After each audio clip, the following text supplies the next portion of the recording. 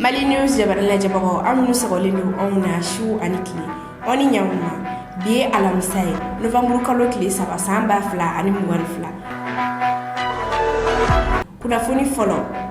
kadankari bamaka cikella an lakana ka segi kana Mali ani Burkina odi colonel Assimi Goïta ani capitaine Ibrahim Traoré amina kuy nambore no amitaka Russie donc wéré Vladimir Poutine alibena taji engrais alini alkama bla kana di malioma kuna foni wala wala li amno di oma aka flash info konnana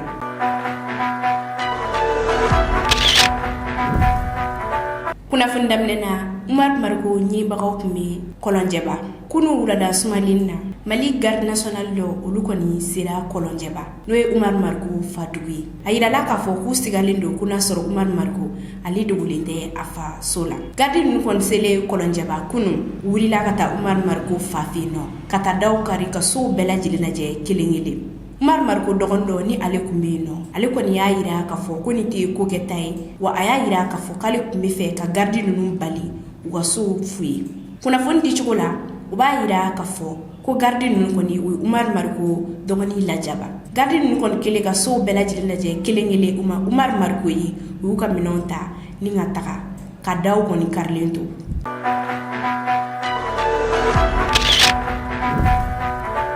abisimile aga flash info konnana komi tunya fo nyina madame nena kadankari bamaka cikelela ani lakana ka segi kana Mali ani Burkina ore colonel Assimi Goïta ani capitaine Ibrahim Traoré amina koy ore kum konnana Burkina transition jamana kuntigi kura capitaine Ibrahim Traoré kabina le sigira Burkina jamana kuntigala kata tagamala Burkina kofe jamana were konnana o folola Malila o kera kunu arabadi novembre kalo klifla capitaine Ibrahim Traoré ali nana teria ani bara tagama keleke Mali konnana capitaine Ibrahim Traoré ali kunana teria ani bara tagama keleke Mali konnana ni aga pankulu yere jigina senu pankulu jigi keneka nege kanya tan ani duru tebne ni sanga bisabay wa ko kanga segi kunu la dafe nege kanya tan ani wolonvla tebne ni sanga bisabay nga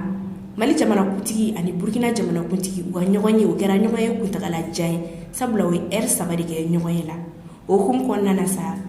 capitaine Ibrahim Traoré ali ka pankulu wulila ka bo Bamako nege kanya mugan tebne ni sanga bisabay colonel Assimi Goïta ale de Burkina transition jamana kuntigi bisimile a bisimile li keneka mogoba chama ni kumeno ni olu doye Mali gouvernement mogo jamana were minu nga lasegide be Mali konnana capitaine Ibrahim Traoré bisimila len kofe ale ni colonel Assimi Goïta wi nyongoye doke nyongoye o koni kera nyongoye kuntagala jay sabula wi sabadi ke mala o nyongoye sefe o kumana fe flarika bakurubala a folo wi lakanai flana wi bamagachi kele nyongoye sefe koni ayirala kafo kubolo nyombe Mali ani Burkina ni nyongoche militaire ya sirafe o tobina sinsi yasa Burkina be ani Mali o biseka lakana chogoya mina capitaine Ibrahim Traoré ale ni colonel Assimi Goïta ka nyogoye kofe Burkina transition jamana kuntigi kura abora ka wala wala like kuna fondilawi anakunjonjo la Mali konnana aka kuma konnana aya yira kafo kale nana tagamala Mali kono yasa ani colonel Assimi Goïta o biseku aklino fale nyogona chogoya mina ani bolonyo me Burkina ni Mali ni nyonche militaire ya sirafe o to ka sisi yasa jamana kono diun o biseka lakana chogoya mina o senfe Burkina transition jamana kuntigi kura ay wole dake ka nyeshi Malien ani Burkina be ma ku belajele nga fara nyonka ku bolodi nyokoma yasa Mali ani Burkina be seka dankari ni bamaka cikelena chogoya mina nga angaje anga capitaine Ibrahim Traoré lame ni ale Burkina transition jamana kuntigi kura yi abeka dantikelike nazarakana. La visite, c'est une visite de courtoisie et d'amitié envers un peuple frère. Le plus important pour nous dans la situation actuelle, c'est le défi sécuritaire. Donc avec ce peuple, on est venu échanger comment renforcer nos coopérations militaires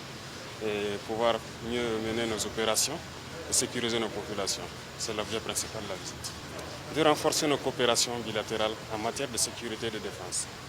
Est-ce que vous avez un message particulier à l'endroit des populations maliennes et burkinabées aujourd'hui, de façon générale concernant la sécurité? C'est d'être beaucoup plus solidaire, de se donner la main et de rester unis unis dans cette lutte. C'est un pays frère, comme je vous l'ai dit, et nous partageons ensemble, vous le savez bien, une très large frontière. Ça fait 1200 km qui sont entre nous et on a beaucoup d'échanges de population, c'est le même peuple, donc c'est un choix normal. Je sais que même si je suis question de poser c'est ça, c'est important de faire. Burkina Faso Malien bɛɛ ka bama ka bolo di ɲɔgɔn ma an k'an bolo di ɲɔgɔn ma ka nin kɛlɛ nin kɛ voilà inchallah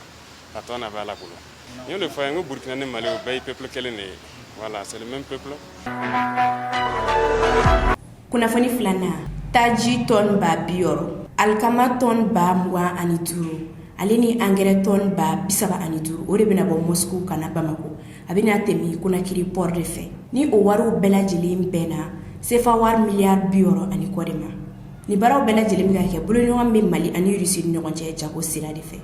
komi an tun y'a fɔ an ɲɛna an ka don tɛmɛnen kunnafoniw kɔnɔna na Mali délégation dɔ kun tagalen don tagama la Moscou n'o ye Russie faaba ye o tagama in sen fɛ Mali ka lasigiden bɛ Moscou u bisimilayira ale de fɛ ni tagama in yɛrɛ délégation ɲɛmɔgɔ tɔgɔ ko Alfuseni Sanu ni ale ye Mali ministre min ɲɛsinnen don jagoko kama mɔgɔ kɔni bɛ se k'a fɔ ko Mali délégation ka ni tagama ye Moscou a kun cɛra kuncɛcogo ɲuman na sabula u ka tagama laɲini kun ye fɛn min ye o laɲini ale sabatira Vladimir Poutine ale y'a sɛbɛntiya taji litiri 60 alikama tɔn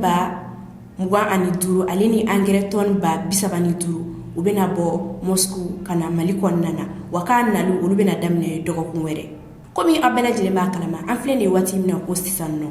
taji kɔni ale sɔngɔ ka gɛlɛn kosɛbɛ Mali kɔnɔna na taji litiri 1 tama damadɔni dɔrɔn de bɛ ale jɛ 200 la wa angɛrɛ o sɔrɔli o gɛlɛyara kosɛbɛ Mali kɔnɔna na ɲina a kɛra sababu ye sɛnɛkɛla caman de ma se ka sɛnɛ kɛ ka sɔrɔ ni maliyɛnw yɛrɛ ta k'a lajɛ i b'a ye k'a fɔ k'a fanba u bɛɛ lajɛlen bɛ balo sɛnɛ de la nka an ka jɛ an ka Alfuseni Sanu lamɛn ni ale ye Mali ministre min ɲɛsinnen don jagoko kama a bɛ ka walawalali kɛ nanzarakan na u ka tagama la Moscou u tɛmɛna sira minnu fɛ yaasa u ka laɲiniw bɛ se ka sabati toliya la cogoya min na. À la suite de nos échanges, une première expédition de marchandises doit arriver dans les quelques semaines à Bamako. Il s'agit de 60 000 tonnes de produits pétroliers, de 35 000 tonnes d'engrais, d'urée et de 25 000 tonnes de blé. Cette première expédition doit permettre de tracer, de voir toutes les autres difficultés liées aux opérations du commerce entre le Mali et la Russie, tout en sachant que nous comptons faire ces expéditions à partir du port du Conakry,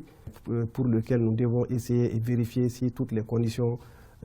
sont effectivement réunies pour des envois de quantités beaucoup plus importantes. Et nous pensons que les premières commandes doivent atteindre un montant maximum de 100 millions de dollars. À la suite de cela, maintenant, tout le reste va se dérouler, tout en sachant que le Mali a des besoins beaucoup plus importants et qu'on a un certain délai par rapport à la fourniture des intrants agricoles. Le Mali, à travers son gouvernement, a transmis une convention aux autorités russes qui définit les besoins mensuels du Mali dans tous les produits, notamment les produits pétroliers, le blé et les besoins du Mali pour les intrants agricoles qui se situent généralement entre le mois de novembre et le mois de mars. Donc il s'agit de dire que tous les besoins du Mali dans ces produits doivent pouvoir être satisfaits dans le cadre de ces échanges. Donc il s'agit d'échanges permanents qui doivent s'installer pour les quantités et les besoins habituels mensuels du Mali. Notre mission a été une réussite parce que les hautes autorités des deux pays, notamment le colonel Assimi Goïta et le président Vladimir Poutine, se sont entendus 2 fois par téléphone pour essayer de mettre en marche toutes les dispositions nécessaires pour un approvisionnement régulier, sécurisé du Mali dans des denrées de première nécessité à des prix abordables. Lors des discussions, l'ambassadeur du Mali présent à Moscou nous a été d'un apport très appréciable. Il nous a accompagnés dans toutes les négociations et il a vraiment pris son temps et son apport a été assez consistant dans l'organisation de cette mission. Je voulais également le remercier et remercier toute la partie russe pour notre accueil, parce que vraiment il faut reconnaître que les autorités russes nous ont facilité beaucoup de choses, donc c'est le lieu de remercier au nom de toutes les autorités du Mali le président de la fédération est reçu, tout le gouvernement et tous ceux qui, de près ou de loin, ont contribué vraiment à la réussite de cette mission. Kunafoni sabana Menaka Marala, zone des 3 frontières, kele gani lo jinim ani État islamique au Grand Sahara mogoni nyonche. Komi nya fo nyana ngakunu kunafoni konnana chwamna, kele kwani alimaba abesina albi. Kele yere senfe yak agali denge ale torala. EGSI ni olu ye victoire ke ni dogoku yin konnana, uye minaminu soro kele senfe ubora ko minaw yira jiye mogola. EGSI mogo ya yira kafo ku ye jinim kelegece mogo binan di faga. We ku ye jinim mogo ga kelege mina chama ni mene ula ni olu ye marfa sugu ya chama marfa kiseo lance roquette komi awere nyabala jawka chugamina no ye muguju fliline. EGSI mogo ya yira kafo ku ye jinim mogo ka mobile pick-up chama ni mene ula moto anu bolo femiseni chama ngasani oche jinim ni oye yak agali yere ga kelegechew ye uya yira kafo ko ga damne alamsala katase sibirima octobre kalo kile muwa ani kononton uye EGSI mogo biolon vladi faga nga uyere ga kelegeche ko mogo binani torala ni kelen senfe koni civil fla olu borena unina ni kelen ale yere demsini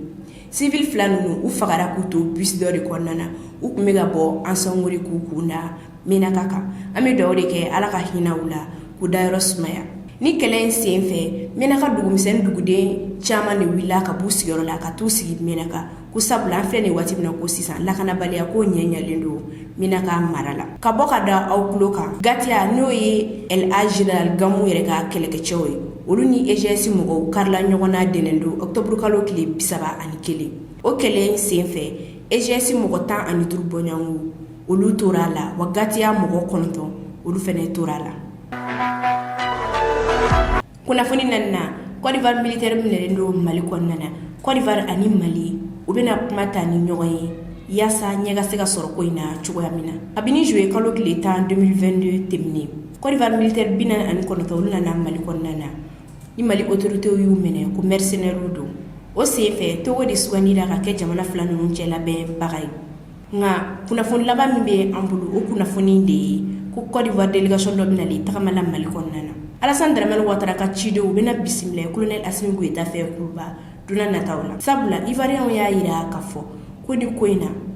ko ko ngalla nyini de akoka to Mali ani Côte d'Ivoire yere ni nyonche wo yere damaga sigiga kuma ka ben fola nga kutefe mogo were ka dado ni koina ni koin koni ne mo chama ngalla nyini ka bini koin damnana sabula ayira la kafo ko Mali ani Côte d'Ivoire ku ye jamana kilene wa ku bolo be nyongombulo ko nyina ya sampa erika ko namanya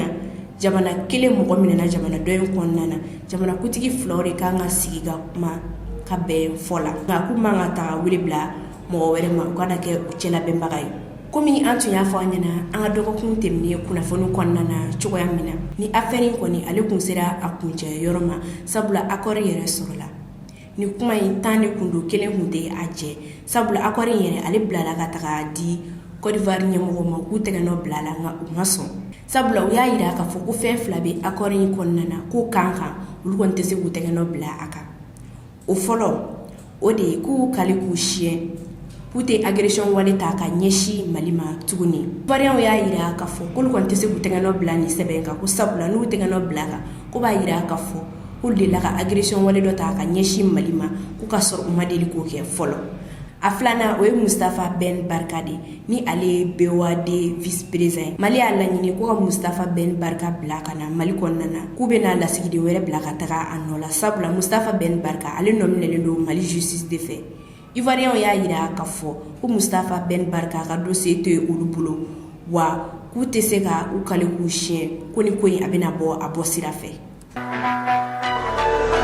kuna foni turuna obe carte d'identité koreka komi obera jelema kalama carte d'identité soroli Mali konnana o kera baraye Mali chama de ayira ka fo koni willa kata carte d'identité nyini police la gendarmerie la préfecture la wana sous préfecture la kuba finyana ku carte d'identité to ka machanga kodi koni magobala toliala kibse ga wasaba walma wa flasara kasoro ambela jeleme carte d'identité songodo ale keme saba ani binandi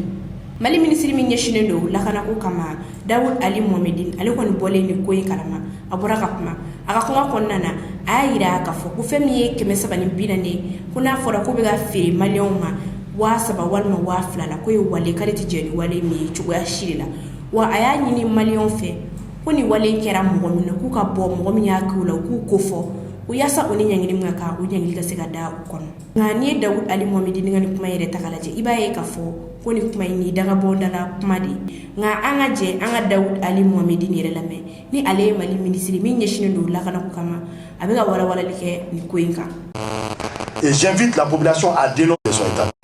Le prix de la carte d'identité est bien connu. Le prix de la carte d'identité est bien connu. Malheureusement, nous assistons à des endroits où on cède la carte à 10 000, 15 000. C'est faux et archi faux. Vous partez dans un commissariat de police, dans une brigade de gendarmerie, sous un préfet ou sous un sous-préfet, parce que c'est à 3 niveaux que les cartes d'identité sont établies. Au niveau de la gendarmerie, de la police et au niveau de l'administration. On vous cède au plus normal dénoncé. Ce n'est pas normal. Quand vous dites que 40 ans, ok. Mais 40 ans, non.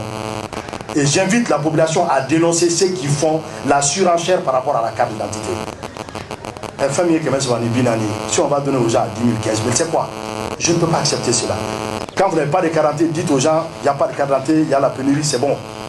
Mais profitez pour créer la surenchère, créer la pénurie et vendre ça très cher, ce n'est pas normal. Nous allons très bientôt rentrer dans la carte d'identité biométrique et je pense que tout ce problème sera un passé pour nous. Mais d'ici là, faisons en sorte que nous respectons les prix fixés pour l'attribution de la carte d'identité. Il y en a qui font de la surenchère pour dire que Berete, Chamante, 20, pour comprendre que si je dis que je vends à 7 500, 10 000 ou 15 000, la personne va s'embêter. Si quelqu'un est pressé pour avoir une carte d'identité, il y a le recrutement, il y a un dossier. La TV de ka n'o ye an yɛrɛ kunnafonidiso ɲɔgɔnna dɔ ye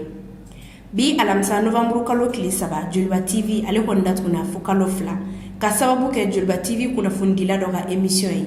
ni ale yɛrɛ tɔgɔ ko Mohamed Atayer Alidu nga a yirala k'a fɔ ko tile 3 de bɛ Joliba TV bolo a ka appel kɛ haute autorité fɛ yen nɔ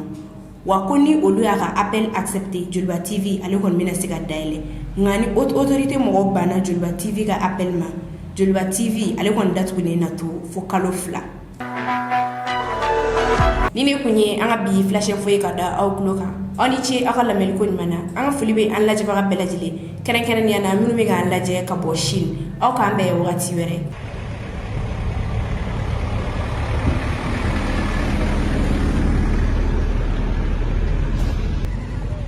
aw minnu mago bɛ publicité la walima aw minnu bɛ fɛ ka dɛmɛ don Mali News ma aw bɛ se ka weleli kɛ nin numéro in na ni o ye 91 21 41 40 84